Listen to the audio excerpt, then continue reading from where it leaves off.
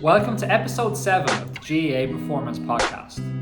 Our guest this week is former Galway hurler and sports psychologist Tony Óg Regan. He's worked with All-Ireland winning teams in Ballygunner, Tipperary, John Kiely's Limerick team. He's also worked with the Galway footballers. He talks to us about overcoming dips in form and confidence, team culture, teaching players how to express themselves, visualisation techniques, and what makes this Limerick team so special. Tony Óg did a bit of work with us with the underdogs in 2019. He's an absolute gentleman, and I hope you can take as much from this as I did. Enjoy. You played, at the highest level, and you kind of have that knowledge of, what it is to be the other guy and or girl. And I suppose for you as a player, the fact that you're now working in this, were you the sort of player who kind of was very mentally strong, kind of very mentally organized and very confident, and you felt that you already had an interest in these kind of things and that's what led you down this path? Or was it the opposite, that you kind of felt, you dealt with confidence issues and stuff like that, and that trying to conquer them was something that you wanted to do for other people as well when you finished? Yeah, I definitely didn't feel a hugely confident player at different times. Like anyone, I probably went dips in terms of, feeling anxious around matches, and that anxiety and nerves overtaking me and not able to, bring my training and my skills to, its full potential. And that's probably where I got the interest in it. I probably noticed maybe at 16, my first All-Ireland minor final, where nerves took over the week of the match, and I just wasn't able to deal with them, and I went into the whole match, panicking, worrying about everything that could go wrong, and I was focused on, the things that might go wrong and making mistakes, and it took my whole enjoyment of that All-Ireland minor final out of the equation. And even the match itself was a complete blur. I was just caught up in my own thoughts in my own head, and it really impacted my performance. So that would have happened to me at different times in an under-21 final, the same thing, in a national senior league final. And, I didn't really get the bottom of it till maybe 2006, working with a sports psychologist, what actually was going on for me in terms of, the expectations and pressure I was putting on myself going into these matches, and how they were unhelpful.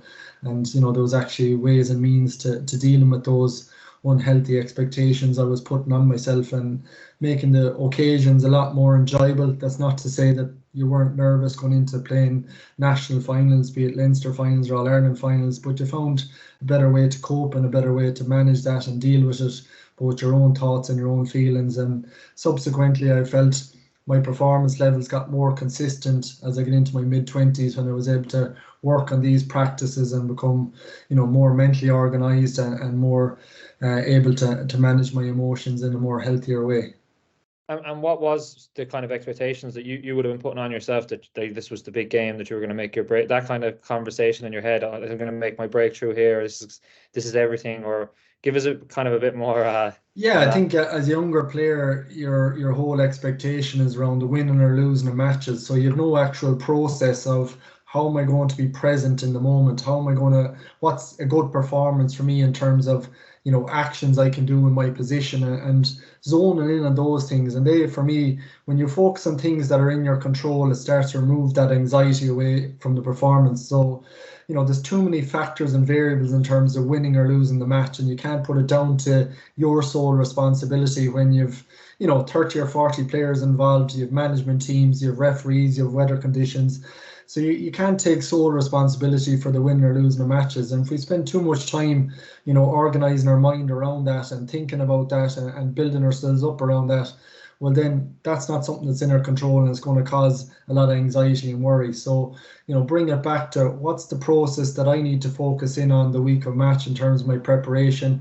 What's the type of performance I would like to deliver in terms of Sunday? And I focus on maybe 2 or 3 things around that performance, and they can be as simple as your effort level, your communication, something specific within your role that's in your control, and you bring yourself back to that, and you train for that on your sessions, and you train for that mentally in terms of your visualization, and that's your measure or marker then in terms of your evaluation of performance. Otherwise, you're not going to take anything from games on a consistent basis if we're just, I'm a good player if we win, I'm a bad player if we lose, and you're not recognizing maybe some of the things you learned from that training session, you learned from that performance, and you're not developing that kind of progress and growth mindset mentality. But I suppose with that as well, if you kind of set those goals for yourself, that afterwards you can kind of be the judge of if you did them or not, and that's a good performance. Rather than, I think with GA, there's so many people looking in that, like, if you're judging your own performance on everyone else's opinion, like, you don't really even know. It's a lot of insecurity, isn't it? In like, did I play well or not? You're kind of almost waiting for somebody to tell you, where you kind of know then if you hit those goals. Yeah, and over time working with players, if you don't have those kind of measures for yourself, you can kind of get washed into, okay, I better read a social media feed here because I'm uncertain if I played well, or maybe I'm going to other external sources that maybe, in fairness, there's so many plays in a match now. How can you measure, how many stats a player had in terms of tackles or pass execution or, conceded scores? And there's such, marking players now, you can't say number two is marking number 15 for the whole game, because in football and hurling it's so changeable, like, so you have to absolutely have some markers for yourself in terms of your own performance and your own standard. And you're not looking for that outside validation in terms, was I good or bad?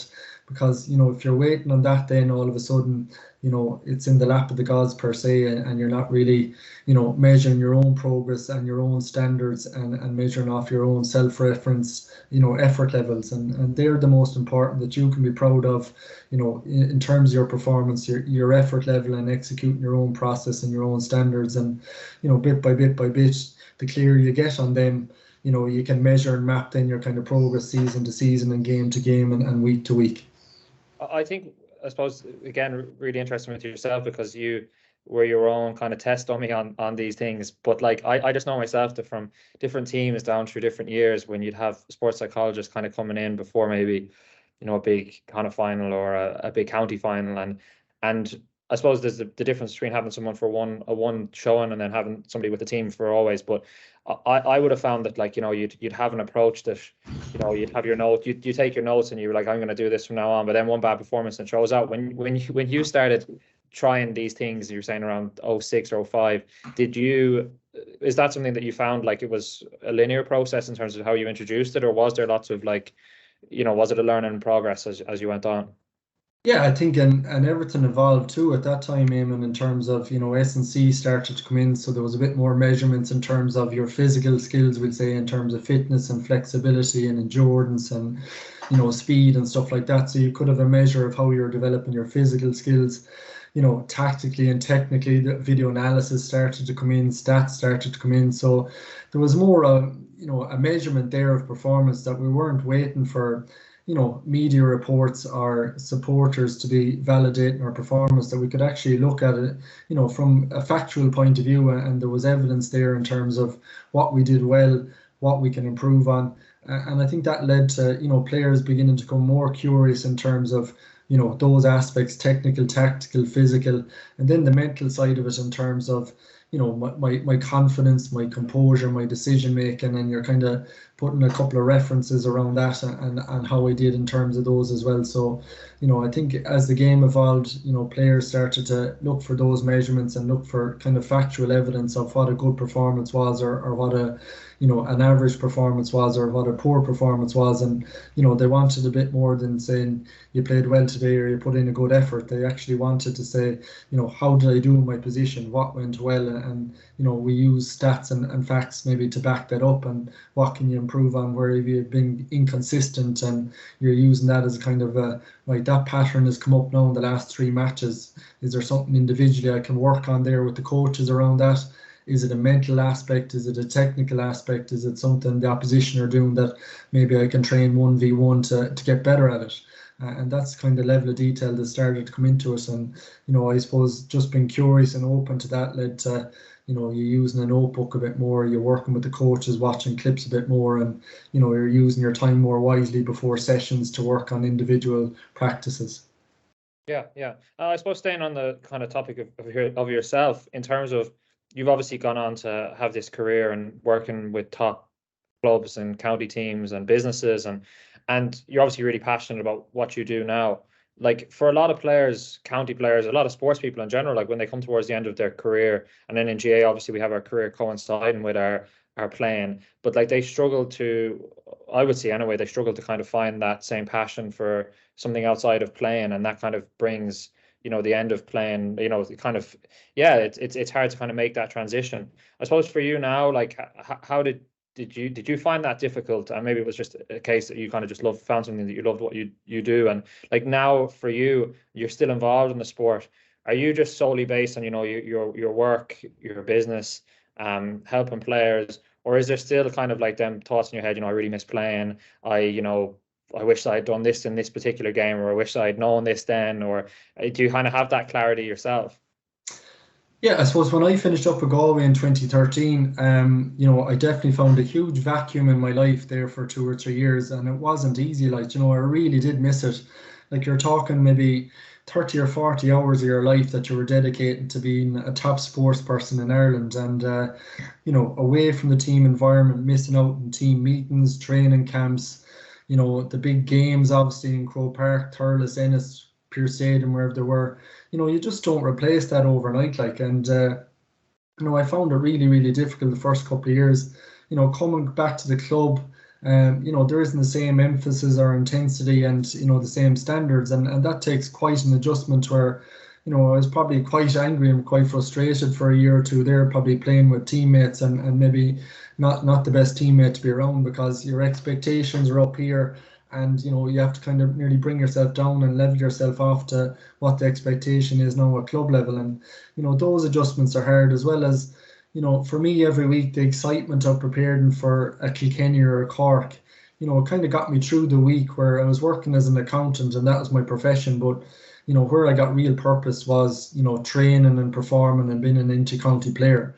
So that buzz, that excitement, that anticipation of training, of taking down the opposition the weekend, of getting better at your sport, that was massive as well to be missing out on. And it definitely led me to a good bit of soul searching in terms of where could I get the same excitement getting out of bed in the morning, career wise, that I did from hurling and GAA at the top level. And thankfully the GPA had a player development program at that time, and I would have worked with a great career coach, Fran O'Reilly, who helped me take me through the steps to find out one of my passions and interests outside of playing intercounty GAA. And from that we kind of looked at sports psychology, and I started a certificate in it, and that led to me going on doing a master's, and probably 8 years working at now, and I don't know where that time has gone, but it's just been a really, really enjoyable journey, and been all over the country working with teams, athletes and businesses has been very rewarding, and it's given me great purpose and meaning in my life now as well. So, that from a career aspect and making that change was really, really helpful for me.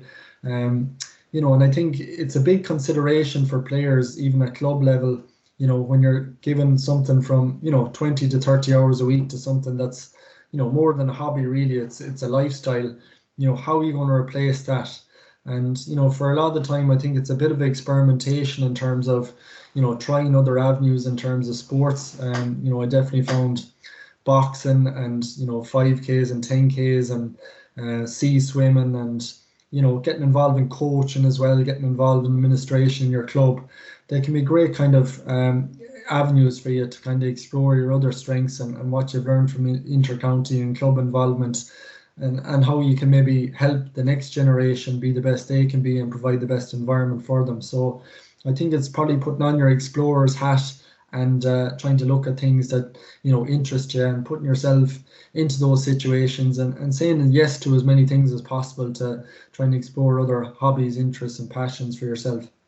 I think it's a bit of a flip though, in terms of that kind of solution, I suppose, to the question that you found was obviously finding something that you were really passionate about and that you could bring that same intensity and fill that void with. But I suppose a lot of young people find that when they're picking their career, they're looking for something which is actually going to make it easier to be a GAA player. So a lot of the time they're picking careers that, not necessarily something they're passionate about. They're finding something which kind of allows them to, put as much time and as much mental effort into playing. And it is kind of a bit of a balance, because if you think of like the amount of time and effort and that you're putting into your work now, and like, if you were playing, you would have enough to be doing your day to day. You wouldn't be able to come and do an extra podcast with me, because you'd need to have your focus on playing. And I suppose that is a challenge for GAA athletes. Like, what's your kind of advice with that? Like, I know it's it's not a black and white thing, but it is a challenge, because I know that I picked a career that I kind of was very passionate about and was very interested in. And yeah, like there's some days not some days, there's most days you turn up to training and you're spent already before you even get there. Where there's other people who are hopping in the door there, they've done a 9 to 5, but like they're barely there. Like they've just been focusing on getting to training. Yeah, it's probably, two approaches maybe looking at that. I think, when you're doing something that you're really interested in, and the day flies and it goes by, there's a different kind of energy source off that. You're doing something that you really love, you're enthusiastic and excited by it, and the day flies by. And, we've all been in jobs, maybe part-time or summer jobs or professional jobs, where, you end up clock watching, and that's really draining too. Like when you're in something that you don't fit into, you're not passionate about, and you're just really ticking the box around it. And for me, that would took as much energy out of me as working 12 hours as a sports psychologist sometimes, because you're doing something you love and it doesn't feel like work, so 10 years of doing a career that you don't really enjoy and you don't really like, I think is madness, really. I think you can find something there that there is a balance too as well, in terms of with the work model we have now, hybrid working from home, there's more flexibility, etc. You can find careers and you can find things that you really enjoy, and you can find things that there's a good balance and integration with your sports career. And I wouldn't be putting your career on hold for intercounty GAA. I think you can meet that balance. You see some of the top performers in terms of the Jack McCaffreys and others who've gone to the highest level of medicine, and other lads in legal or their own businesses, entrepreneurs, and still able to perform at a really high level on the pitch. So it can be done with the right organisation. And I think a lot of GAA players, are really well organised, and it's just a matter of doing that and finding your passion and purpose in terms of your career as well. And I think you'd be far more beneficial to your training and matches if you're going into work on a Monday morning excited by it, if you're leaving work on a Tuesday even going to training, and you've had a day that has stimulated you, and you've really enjoyed it per se, rather than bored and feeling kind of helpless and hopeless in the role that you're in. Yeah. I suppose one of the things that with the modern game, you're talking about kind of the differences in the modern game in terms of S&C and all of the different ways that things are being measured. Like you do see kind of a lot more of a controlled and structured game. I suppose one of the things that I kind of wanted to ask you about was, like, I suppose expression in itself. And you see certain players like in hurling, you see your Ozzie Gleesons and these kind of guys who still are very expressive, but it is something which is kind of it's harder and harder to do. And what's your kind of advice to kind of players in terms of being able to express yourself, but obviously then stay within the boundaries of the team and the tactic and so on, because otherwise you'd be expressing yourself on the bench. Yeah, I still think like there's absolutely a massive need and room for those type of players, and thankfully I still think they're there for the majority. Like when you think through, the TJ Reeds, the Keane Lynches,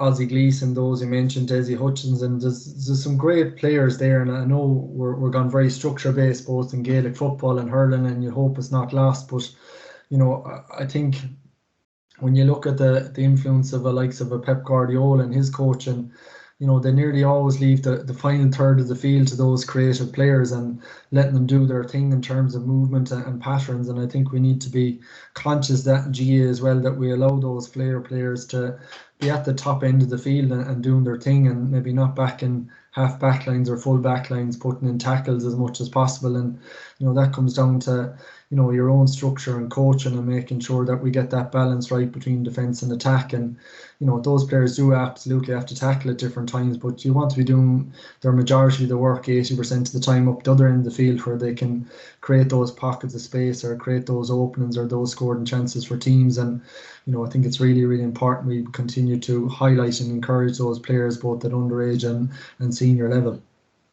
I think like when you're obviously working with full arrays of squads and panels, like do you notice a massive difference in terms of just even in how those guys interact and think about the game when you're talking to them, like those kind of expressive players? Is there kind of a bit more of a, is it more of a confidence, or is it like, you know, like what is it exactly that kind of makes those players, because they're not afraid to make mistakes, they kind of risk reward balance, they kind of back themselves a bit more. You know, what is it that makes those players such so expressive and such leaders?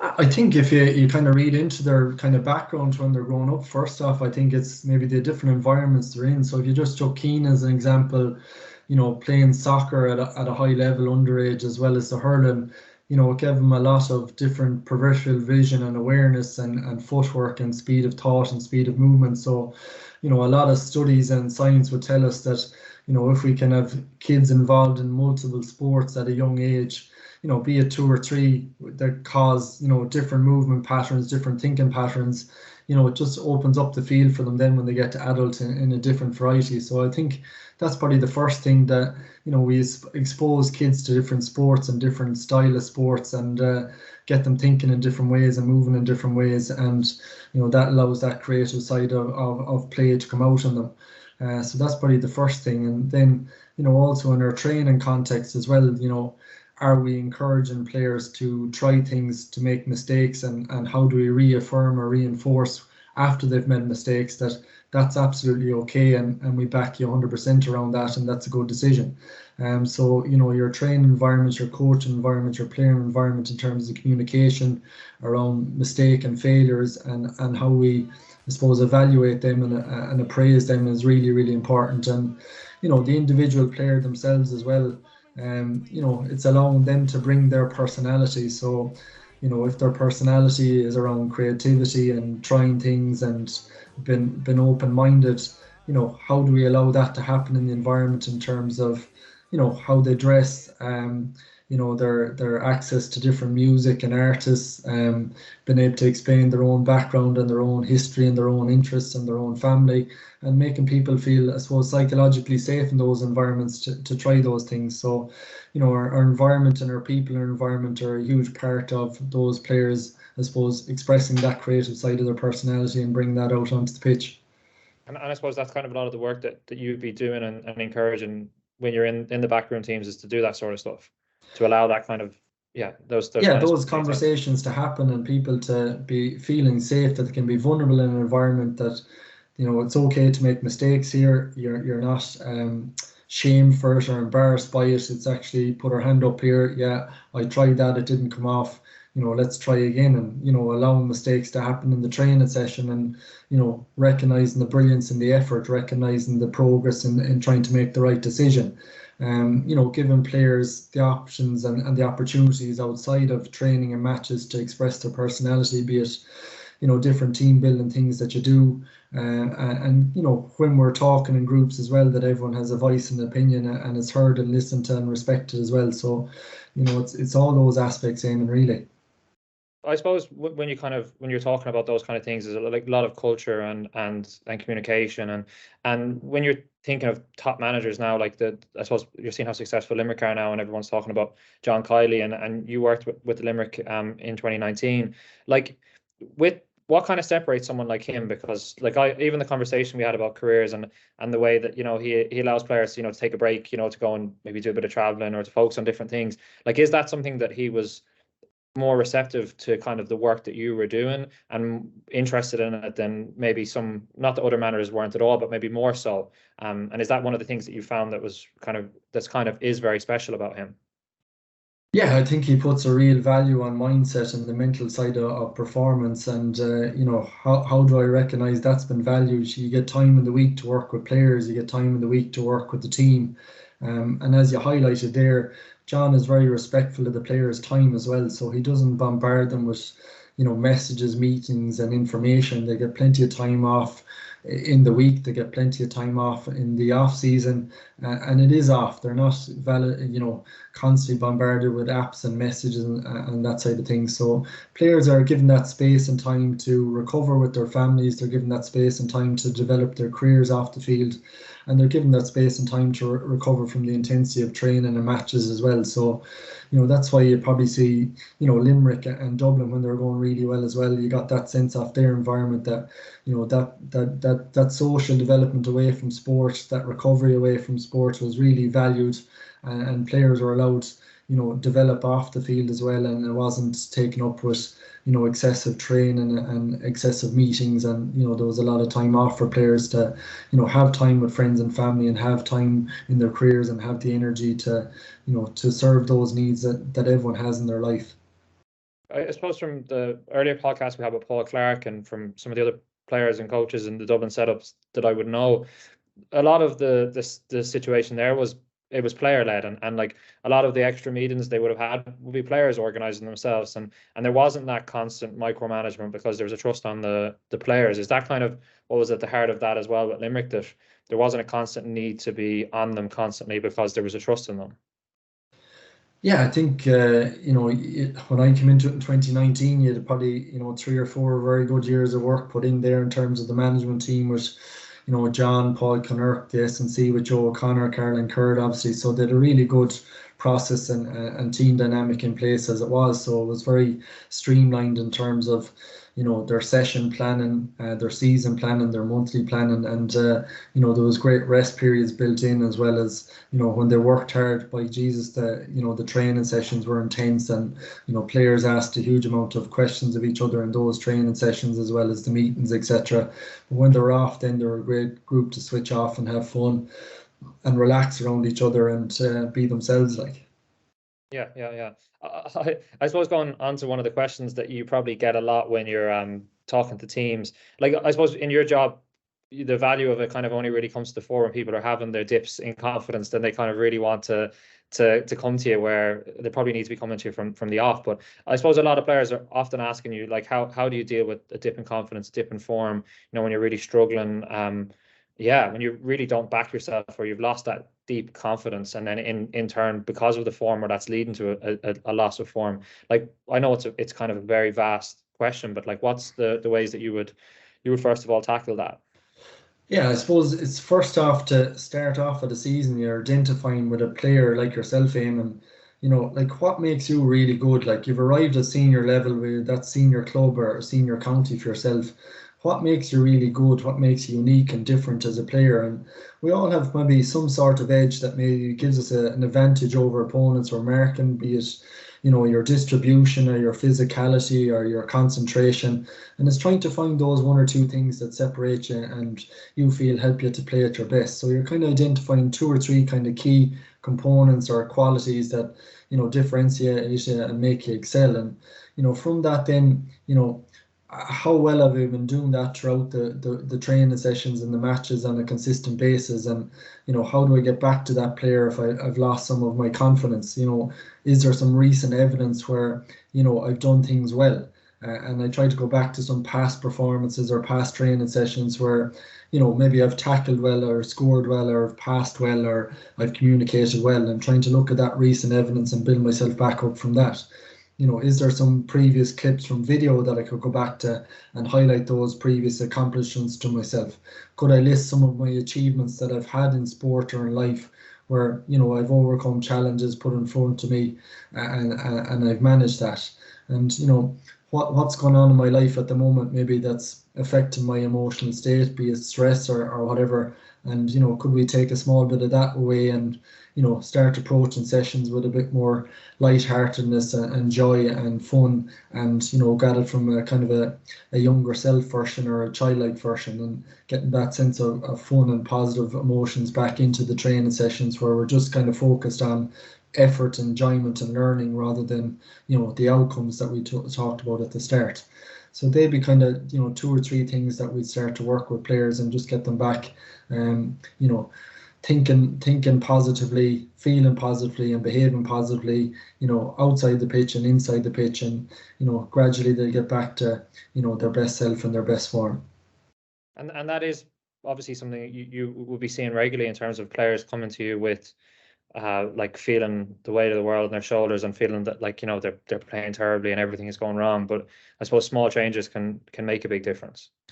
Yeah, and you kind of have to challenge those assumptions, like, are you playing terribly and are you playing really poorly? And, how long do you feel this has been the way? And maybe if we're looking at things from that really negative lens, it can be hard to spot maybe some of the positives that we're doing in training or matches. So you kind of have to help players maybe reframe that, you've had 3 training sessions in the last week now, and has your form for those 210 minutes been absolutely horrible? Can you pick out things for me that you started to do well in those sessions? And you can nearly see maybe the change in players' mood and their energy when they start to highlight you. Well, I got in some good tackles here, or I got a couple of scores in training, or I made some good passes. So now we're removed from that kind of horrible state of mind and everything is terrible to I'm kind of a bit more neutral now, and I'm actually able to see some of the good behaviours that came up in the last couple of training sessions. And what would be one area that could make a big improvement in terms of the next training session or match that you could go after, and what would you work on around that before the session and in the session to bring it up another level. So you're just trying to get them back into the process of what good performance is. You're kind of getting them to recognize their own progress and what they're actually doing well, and looking at things that are maybe not going well as just improvement areas and areas of development, rather than something I'm useless at, or I'm a failure at, or I'm not improving at all at, and it's horrible and terrible. So trying to change them from the language of horrible and terrible as well. I don't think they should be in your vocabulary as a sports person. Going for a life-saving operation, that's probably something that's terrible and horrible for people. But sports performance, although it can be difficult at times, words like, I'm not going well at the moment, or I'm not performing as well as I'd like, are probably more healthier ways of looking at it. Yeah, and I suppose a lot of what you're saying there is kind of giving somebody something to focus on to kind of block out all of the other noise. It kind of, if you give them something that positive or something that they can control to focus on, that kind of blocks out the rest of the, and whether that's, as you said, something in the game that they can control, or whether that's looking at just some kind of a goal or something for them to have, or focusing on things they have done well. Yeah, absolutely. We can't hold a positive and negative at the same time. So for it to frame our mind towards positive or process actions that will help with performance, well then, that's where our focus and our lens will go, and it'll help with that perspective then in terms of how we evaluate things. I think it's interesting, like when you're saying about kind of teaching people, to make mistakes, and it's okay to make mistakes, and to focus on their strengths. Do you kind of, I know obviously it differs, some managers are at a different level with this stuff than others, but do you find that you kind of have to work with the management team and the full coaching staff as well in that regard, I suppose, to if you're telling a player that it's okay to make mistakes, but then if the management team are saying, like, no mistakes, we don't want anyone making any mistakes, or if you're telling the players that want you to focus on your strengths here and get back to expressing yourself as who you are, but maybe the management team needs to be aware of what that guy's personality and what his strengths really are as well. Like, there is a big crossover there, I imagine, because massively, Eamon, yeah, massively. There needs to be huge alignment, and if players are suffering dips in form, that the sports psychologist is working as part of the coaching team to help with that improvement in that player. So the coach is going to be on the pitch 3 times a week for him. So it's about him spotting the strengths, spotting the things he's done well, reinforcing them at every single opportunity. And also like recognizing there is a need in every player, that we all have limitations, we all have areas of development, and it's how we frame that for the player and say, listen, I'm going to help with your work on that area, but I don't want you to forget, these are your 3 things that you're really strong on, and this is what we want to see consistently from you. And every player in the squad has something to work on. I'm going to help you work on that, but I want you to put 80% of your time into what you're good at and showing us that, and we'll back you on that, and we'll work with you on that as much as possible as well. So everyone from the coach and staff is working towards reinforcing and positive reinforcement to that player, as well as the players around him, encouraging him and reminding him of what he's good at. And your video analysis people as well, maybe sharing some clips of what he does well. So you're trying to work on it from those different approaches to encourage and improve the confidence of players. Yeah, I suppose you talking about these kind of conversations and that focus and that kind of culture, it's easy to see why Tip, Limerick, Ballygunner, these teams are having that kind of success, because your everyday club team and most county teams don't have these conversations going on. It's kind of the reality of it. Like, most county teams don't, and definitely most club teams don't, in terms of creating a culture and creating that kind of that focus on those small things, or those human things. So not small, those human kind of details. Is that something that you see, like, for some, like it is it's only being hit on the top teams are the only ones who are kind of really getting this? Listen, yeah, I think like it takes a bit of time and a bit of work to put these things in place and to educate everyone. Like we all have, I suppose, a negativity bias in our brain where we're, maybe searching for the things that go wrong and the things that aren't right. And I still have that problem every single day myself. Maybe when I wake up and at different periods of the day where I'm looking at things from a negative lens, and we just have to maybe challenge those negative lenses at times. And our language is the gateway to do that, as well as video and all these other aspects. So, it's just trying to, educate the management team, align the management team around that, align the players around that. And, it's not, we don't fall off from doing this at different times. It absolutely do, or we can be negative in our communication or our body language or our outlook. And we all need support at that time, at different times. We need to be challenged on different times, and it's a work in progress throughout the week and the month to, develop that culture. But over time, when you do start to get it right, you just see such positive, outcomes from it in terms of players' enjoyment of training, players' enjoyment and improvement in their performance, their outlook on life, and on a day-to-day basis. You just see their relationships improving, their work improving, and their overall life satisfaction improving when they're working from this more positive and helpful orientation. And that for me is the really powerful thing on this work side of it, when you do get it right in team cultures, that it can affect families, it can affect communities, it can affect the country in a really positive way when you have people role modeling these behaviors as frequently as possible. Yeah, definitely. Like that's what I'm kind of thinking with that, in terms of the way that Limerick team conducts itself and behaves, and the way John Kiely does, and the way that Jim Gavin and Desi and the Dublin team conducted themselves. Like every business and every workplace should be looking at that, because that is your model for a happy workforce. People, as I said, players led. The players are actually then doing extra work and going above and beyond. But I think one of the things that kind of is a real difficulty for players, which at times is out of their control, is injury. So like when a player suffers an injury, and they come to you and they're off, they've the initial kind of, especially a serious injury, they're kind of really going through that difficult mourning period. What's your kind of, I suppose, advice for dealing with those kind of setbacks?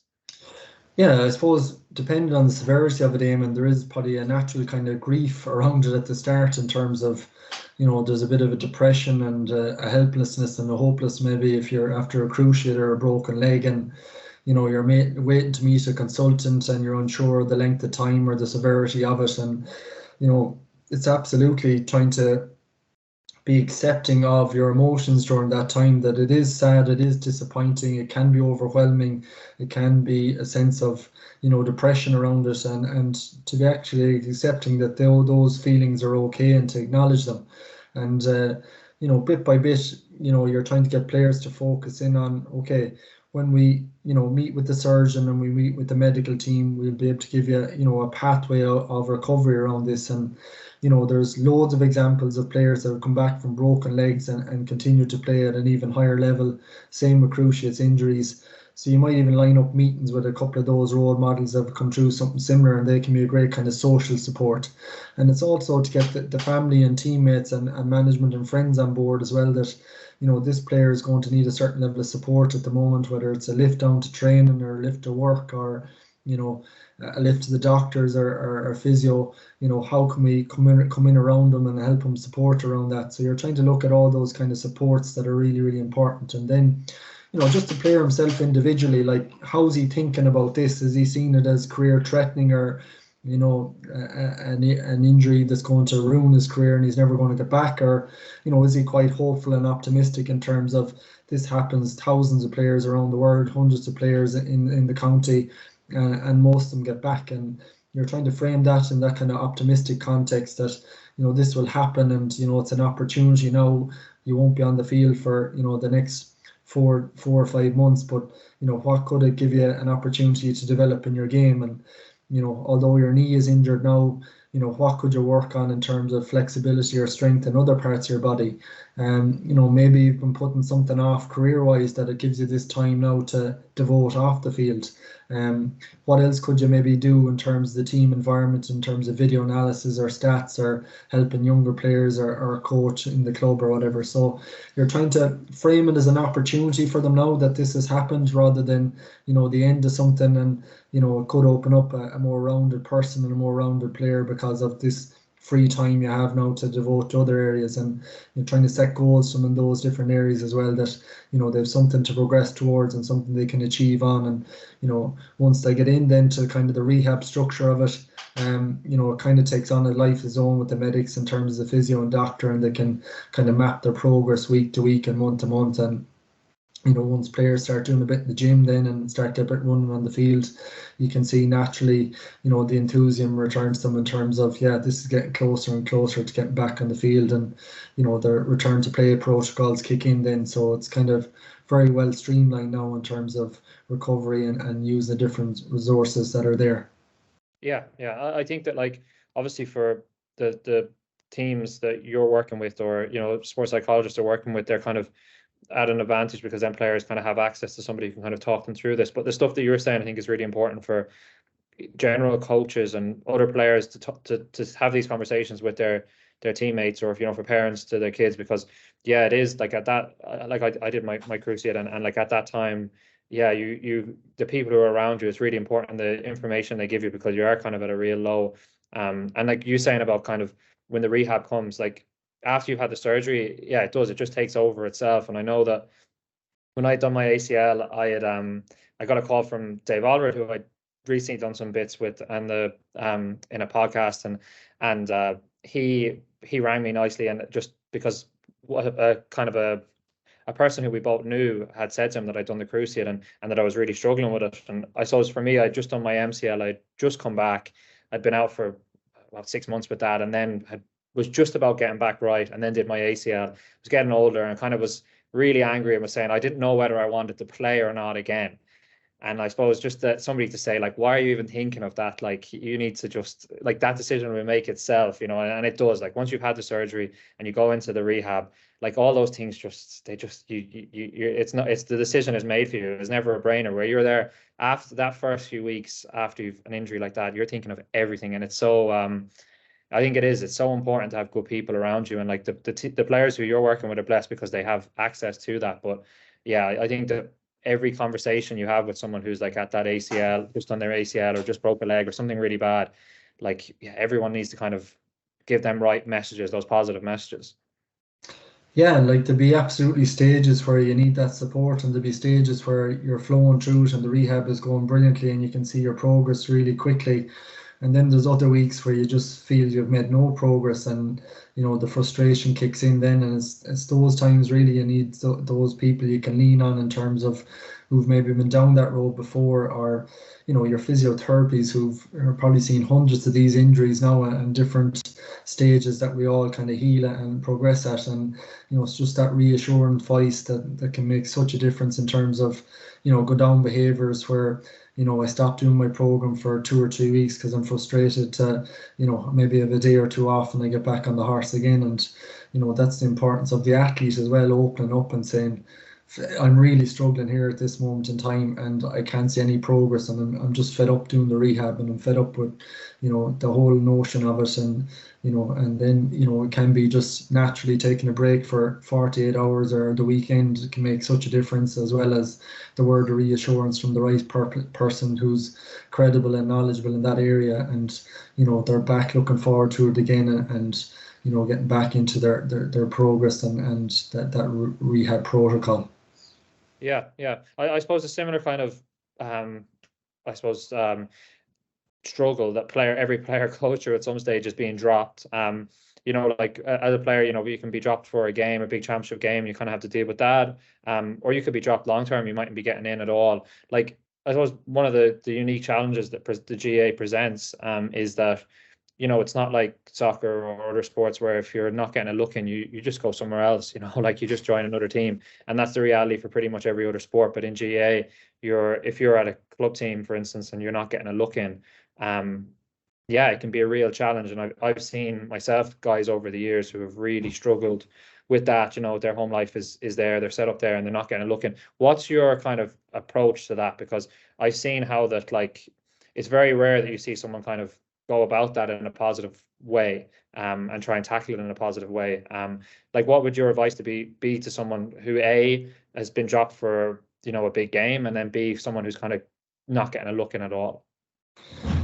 Yeah, I think the first one, I suppose, getting dropped for a big game. I think it's trying to get an understanding and a context from the management in terms of how the selection was made at, the decision was arrived at, and it might be just a positional switch or a personnel switch, and it's not to take that personally then that they've just gone for a taller person in that position because it's a height advantage that they need for that kick out or puck out or whatever it is, and you can kind of reason with that logic, and if the manager then reassures them that we'll be looking at you as number one in for that position or that line, well then we need you ready for that, and we need you to get mentally prepared for that. I think when players are left with no communication and there's an uncertainty of where they are in the pecking order and their involvement, that's where the frustration can come in, and you start to see negativity seeping into squads and into individuals. So I think the clarity around communication and selection,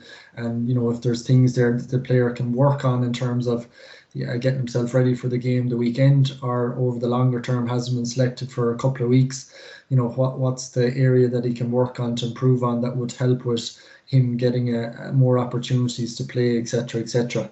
And I think that clarity and open line of communication with the management team, is a huge part of it. And then, it's trying not to personalise it just because you're not starting on the team. You could have the best club side or county side in Ireland at the moment, where players are just in really good form, and it can be hard to break in mid-season in the championship. And it's just trying to recognise that you're still a good player.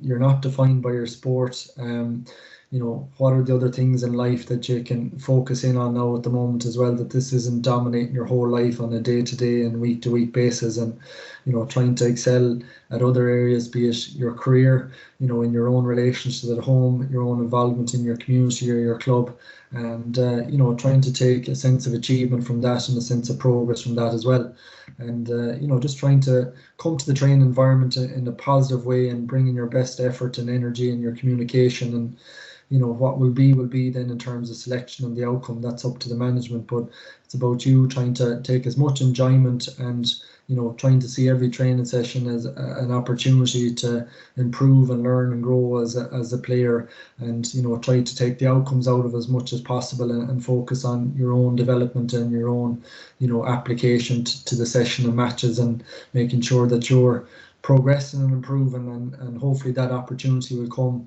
and it can come quite quick. Players can come down with bugs or injuries or whatever, and it's important thing is to be ready for those moments when you are called on again. Yeah. I suppose three of the tools that two especially of the tools that you talk about would be affirmations and visualizations. I know that with us before, you sent us some I suppose visualization audio clips that were really beneficial based on our positions. And like, talk to us about visualization, first of all, the importance of it, and then kind of the I suppose the main parts that make the main way that you would do it, or the main steps to a good visualization session. Yeah, I suppose I would have suffered, with a lack of confidence at different times in my career, and getting very anxious around, the bigger games like All-Ireland finals and semi-finals and national finals. And I think number one tool that I found really, really helpful for me from a playing experience was visualization, to, I suppose, maybe change the neural pathways in the brain. Maybe I was more focused on negative things happening rather than positive. I was more focused on the opposition and what they were bringing rather than my own capability. And when we use things like visualization to rehearse what we're going to experience in the playing environment, along with our physical practice, it can be a really, really powerful thing to change our mind into a more positive orientation, to focus on our own strengths and focus on what we want to happen and how we're going to do it, rather than worrying around the negative things that might happen or concern us. And if those negative things are mistakes that we're worried about or could happen, it's maybe to visualize your own response around those things. That if I concede a score, or I misplace a pass, or I drop a ball, how would I reframe that, and how would I visualize my response in a second or two around that?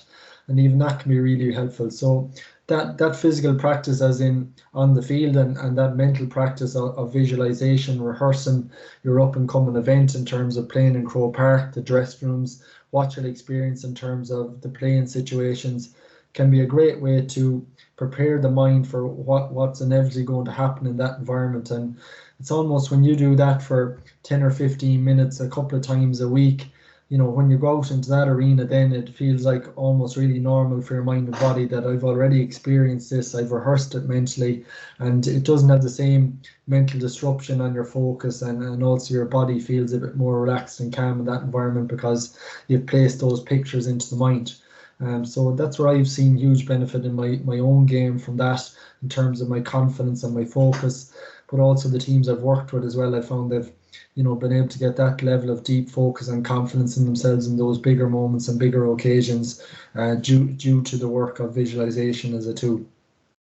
You're saying there 10 or 15 minutes 2 or 3 times a week. I suppose that's one of the things that a lot of people would be guilty of. Like, I know that, like, you sent out a really good clip for that, and I suppose come championship, the heart of or the heat of championship, I listen to that maybe once or twice a week for them couple of weeks, where I suppose you kind of need to approach these things, visualizations, affirmations, the same way as you would your eating and your gym and all of these things, and be consistent with it and do it, as a part of your lifestyle.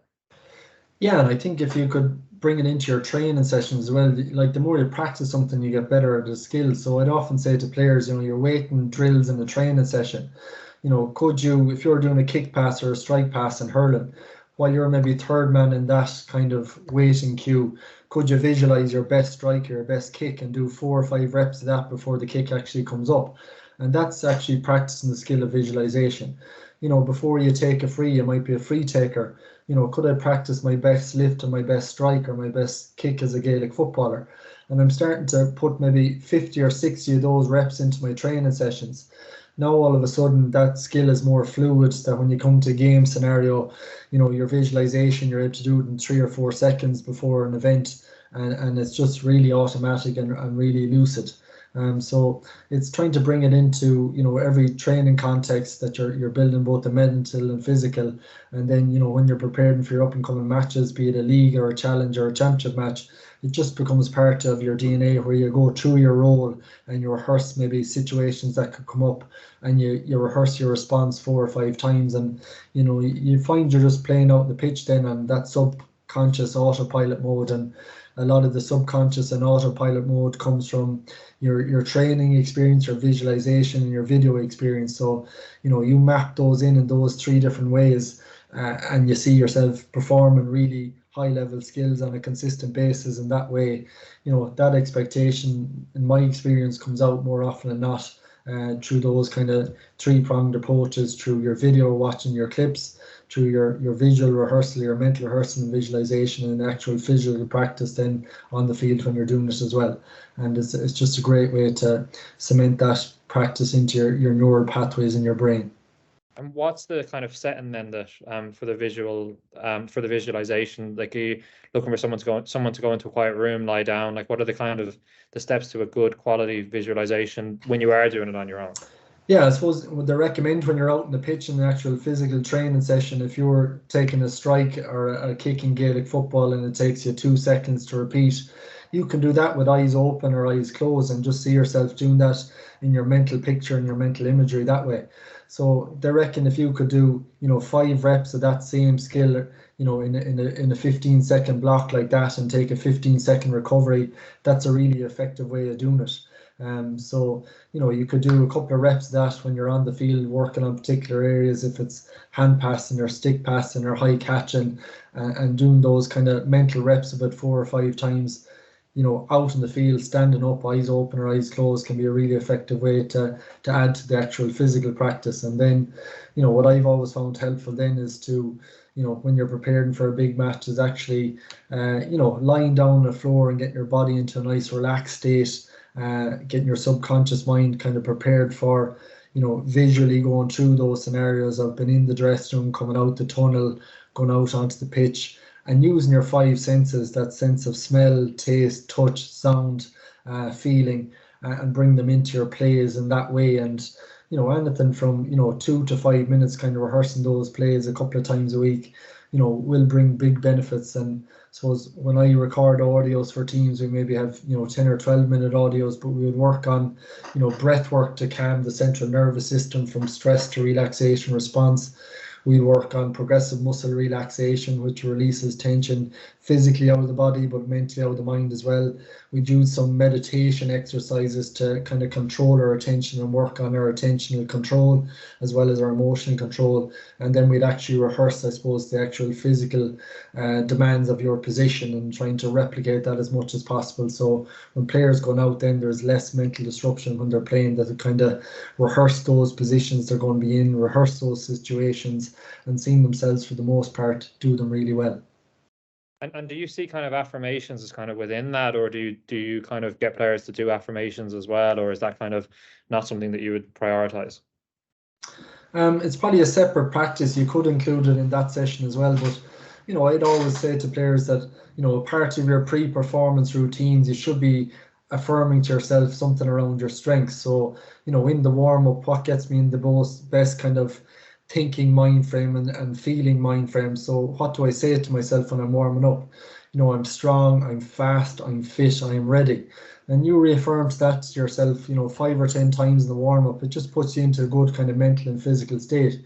So trying to find those words that resonate with you is really, really important.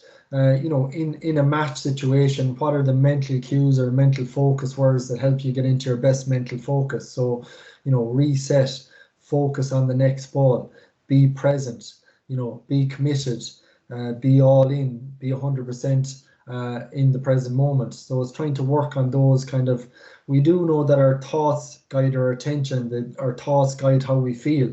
So it's really important that we actually practice our language in training sessions, we practice our language in pressure situations, and we affirm to ourselves things that we can control. We affirm to ourselves our strengths in those moments. And that takes practice, because sometimes when we get fatigued or tired or we're in pressure situations and things aren't going well, it's very easy for that inner voice to get critical and harsh towards yourself and judgmental to yourself. And when you're in that space, you're not seeing positive things happening on the field, you're not feeling positive in yourselves, and you're more than likely going to pull back from things. So, using things like affirmations or positive statements to yourself or positive cue words or focus words, are really, really important to guide your attention, but also guide your energy and confidence in those critical moments.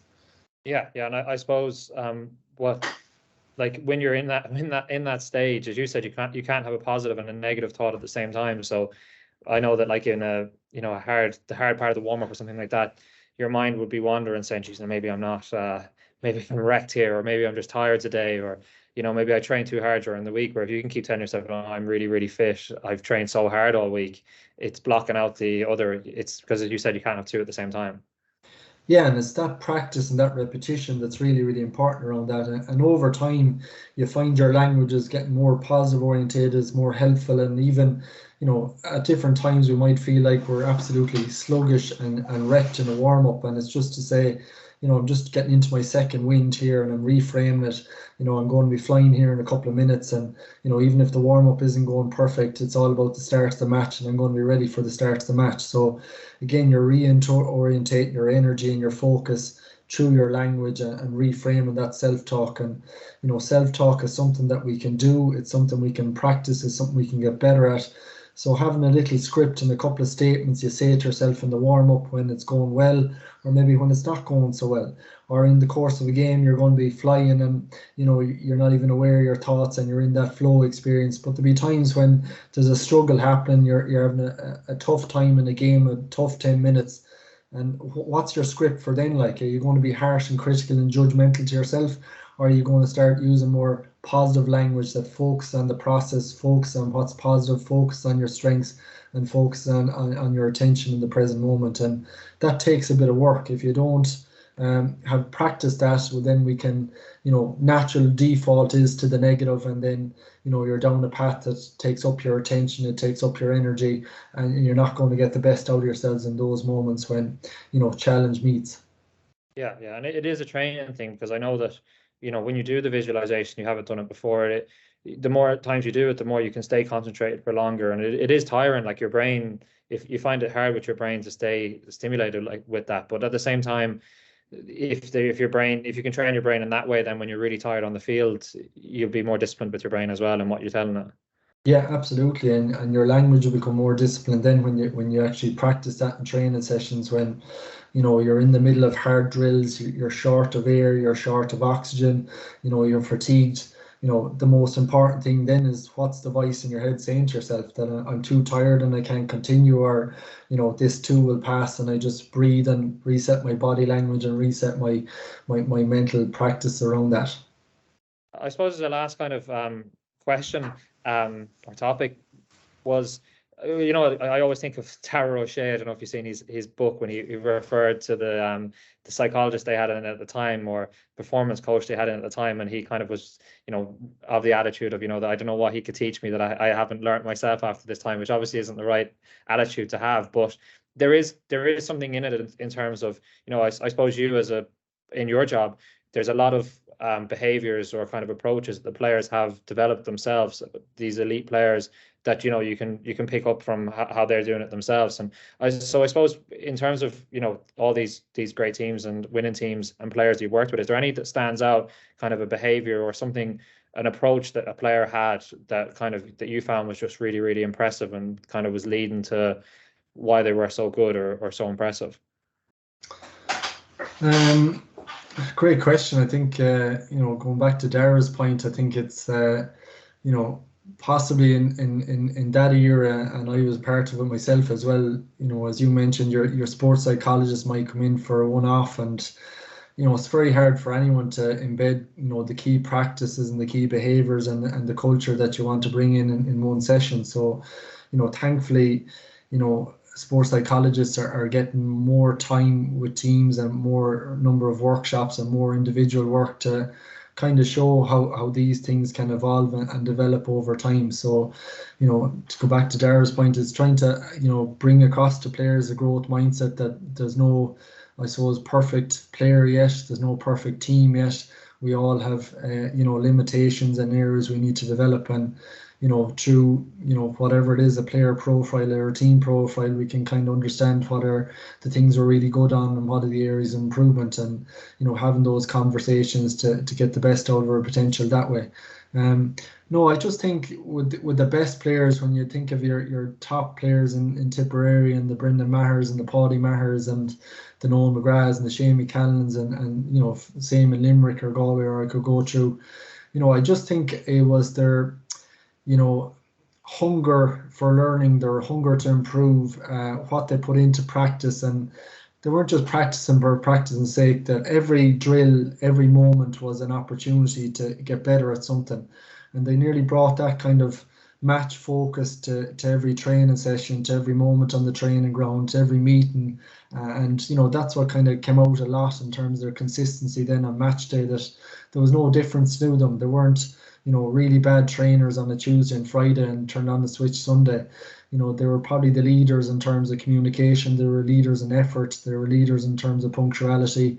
Their individual practice away from the field in terms of their shooting or their free taking, whatever it is. They were the leaders on that, and that's why they were generational players for 10 or 12 years and continue to set such high standards of performance, because they led that way and they practiced that way, and I suppose their intention matched their actions at all times. They want to be the best they could be, and they did that in every facet, be it the nutrition workshop or the sports psychology or the pitch session or the team meeting, or being great teammates to be around as well. And I think they were super role models to learn off and watch at first hand. Yeah, I always think of I can't recall which sports psychologist it was we had in with us, one of our Roscommon 21 teams before the Connacht final or a big game. We had a sports psychologist who came in and had worked with Ballintober years before with James Horan, and had asked at the end of their talk, who was the young guy in the corner with the notepad out who kept asking me questions and took notes, and it was Kiely O'Connor. So and then obviously James Horan was like, yeah, and keep an eye out for him. Like, so yeah, it is something that I'm playing club football now in Dublin, and you really do notice the yeah, like that for every small detail, how serious they take those, the top players are taking those things, but at the same time, how much they enjoy it and how much they're kind of just enjoy the environment, and it's not like a chore to them. It's not like a massive.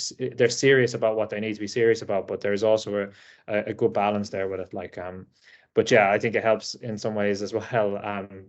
I suppose in them having the access to the different things as well. So that's another conversation. But thanks so much for your time there. There's so much in that, like from visualizations and affirmations to yeah, just in terms of the processes that you've given there in terms of dealing with, you know, confidence loss and approaching games. Like, geez, there's so much in that. I know I'm going to be listening to it, the recording of it myself a couple of times. But yeah, really appreciate your time. Really appreciate your time, Tony. Thanks, Eamon. Thanks a million for having me on the show, and best of luck with the rest of the podcast.